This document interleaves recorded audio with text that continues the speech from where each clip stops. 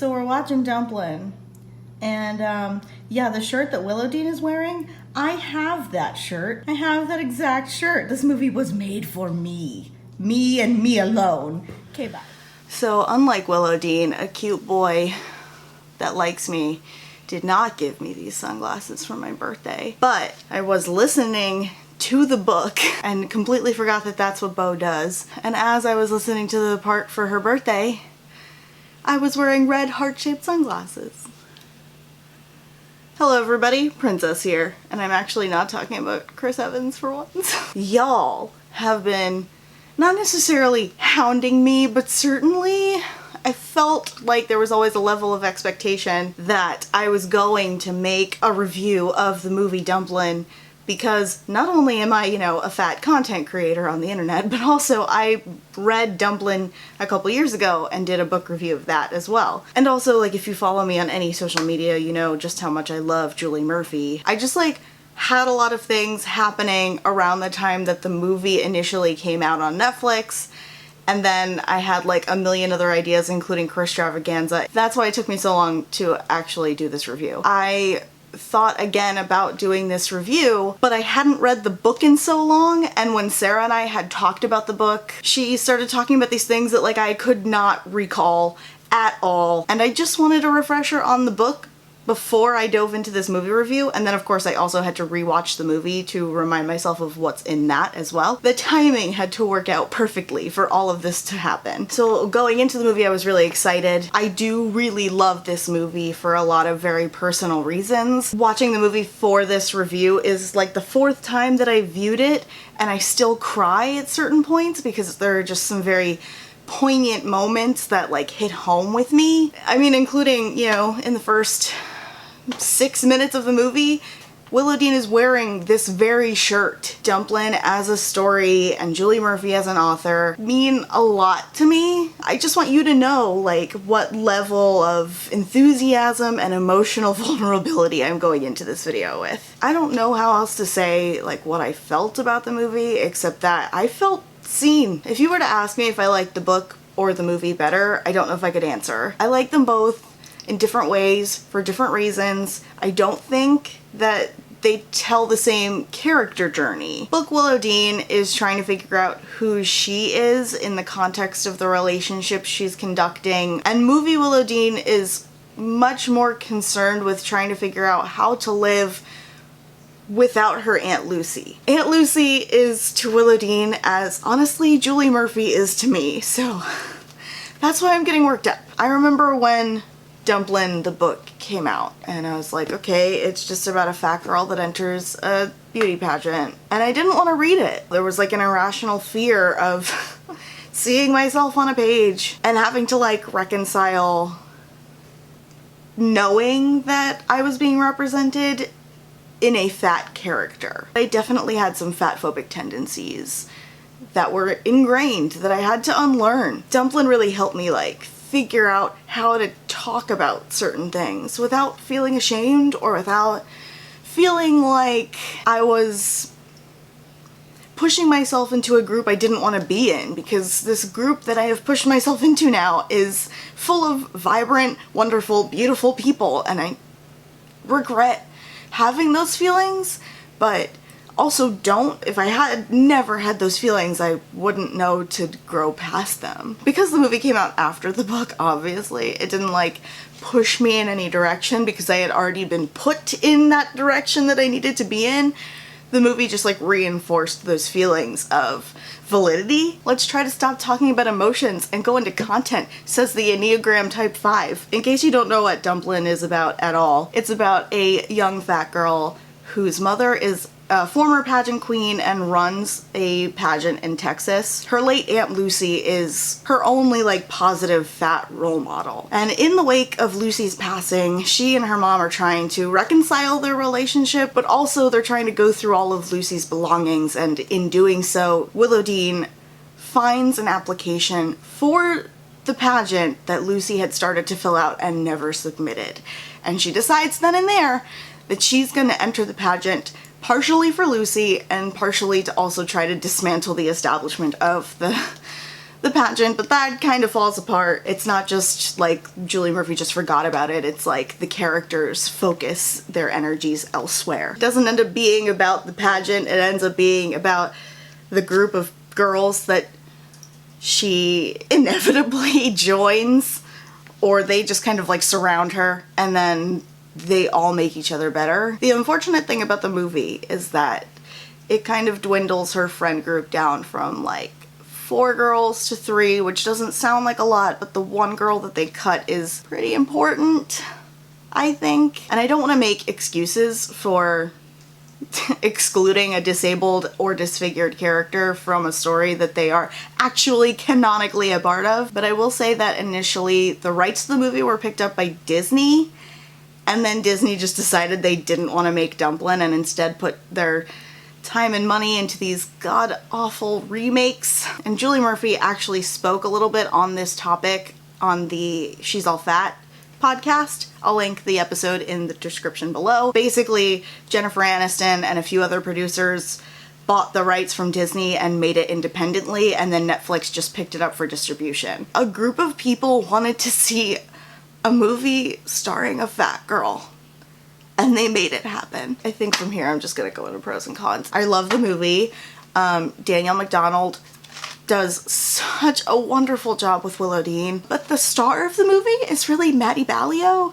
I just have to say, Millie Mitchell-Chuck is a perfect sunshine queen. Well, I made yours yellow because you remind me of sunshine, so... She deserved to win the pageant, but the fact that she doesn't it's fine. She beats out all these skinny girls and is the first runner-up because she is talented and smiley and beautiful and amazing. And I already said talented, but I want to say it again. For what the cast is, I do really like them. I don't remember the guy's name that plays Beau, but he's like really cute. Also, I'm really glad that this was made by an independent company, or just like independently, because nobody made him shave his arms. The flashbacks with Lucy are so special and inherently meaningful, and they show Lucy wearing a bathing suit, and they show Lucy dancing with Willow Dean, and just like basically raising her to be a woman that isn't ashamed of what she looks like. It's not something that a lot of young fat people get. Watching this movie is emotional for me on a personal level, but also thinking about other people seeing it and having a reaction that's even similar to mine makes me so happy that I cry.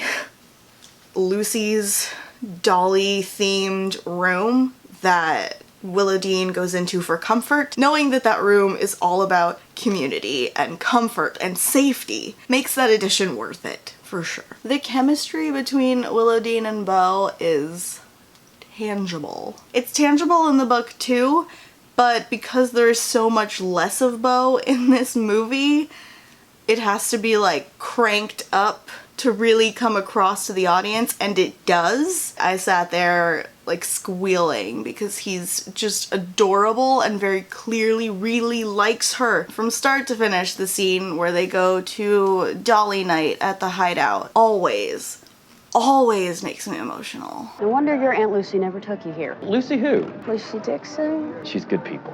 I cried in the car listening to the book. I cried watching the movie again. I can't tell you if I cried the first time that I read the book because it's been so long that I just don't remember, but it's very likely. Okay, I'm like hurting my head trying to remember another like good pro to mention that isn't just, oh, I liked this thing. So I'm just gonna move into the cons. I think Beau has his own very emotional journey to take in the book. He has a lot of bad decisions to make up for in the book that are not ever touched in the movie. To be fair, the book isn't about Beau's journey whatsoever. We don't really get anything super deep and emotional with Beau. We don't get anything about him suddenly showing up at Willow Dean's school and that freaking her out. We don't get anything about Willow Dean being so uncomfortable working with him when she messes up their relationship that she leaves Harpies and goes to work at the Chili Bowl and is miserable and making less money and only stays there because she can't fathom going to face Beau again. I know that that is not the point of the story, but I think it plays very heavily into Willow Dean learning about who she is. We couldn't have the red sunglasses? There's no Mitch in this movie, and that's okay. It's not necessarily a con in the way of like, I hated the movie because of it or anything. He is kind of Willowdean's only friend for a while. There is almost nothing in the movie in the way of Lucy and Rosie. There's, you know, a few brief mentions of how they were both fat as kids. It is harder for big girls. I was one, I know. And Rosie lost the weight and became a pageant queen, and Lucy never did. And Rosie seems to think that Lucy's weight had to do with why she passed away so young. You were always so focused on her weight. You never even really got to know who she was. Rosie coming to terms with her broken relationship with her sister after Lucy has passed away is what helps Rosie realize that she needs to fix her relationship with Willowdean in order for her own daughter to be happy. So it's not that I mind that Lee is the one that makes a dress for Willowdean, but in the book, Rosie finds a dress for Willowdean, or helps Willowdean find a dress, and says that she won't approve it because of how it sits on Willowdean's body, even though Willowdean is comfortable and she likes the dress and she honestly likes how she looks in it. I feel like that could have made the movie a little bit stronger and really wouldn't have added more than 5 minutes to the whole runtime. And I think it could have earned it. There's just a little bit more like character development with Rosie in the book. So Hannah Perez in the book is a woman of color and she's queer, also has big buck teeth that she gets made fun of for. And there's a conversation between Willowdean and Hannah at a sleepover at Millie's house. Willowdean says, "Hannah, I want to ask you a question. It's rude, but I'm not asking to be rude." "Shoot," she says. "Why haven't you ever gotten your teeth fixed?" "Why should I have to?" she retorts immediately. Her voice softens as she adds, "Plus, it's expensive." "You're right," I say. "You shouldn't have to." In the movie, Hannah is very funny, but I think they also could have and probably should have made more choices. And to be very honest, I would be more satisfied with how little Bo is in this movie if Hannah had been a bigger part. And speaking of Hannah, along with Hannah comes a character named Amanda from the book who wears orthopedic shoes, and this is why I think you could read it as disfigurement even though it's not spoken of as a disfigurement in the book. Essentially, she's either disabled or disfigured, or both maybe. She and Millie get along because they live their lives exactly how they need to according to their own statutes and rules and their own personalities. And I recognize that to some level, that does give them quite a bit of privilege. Amanda, Hannah, and the queer people at the hideout open Willowdean up and make her a better person just by being themselves, essentially.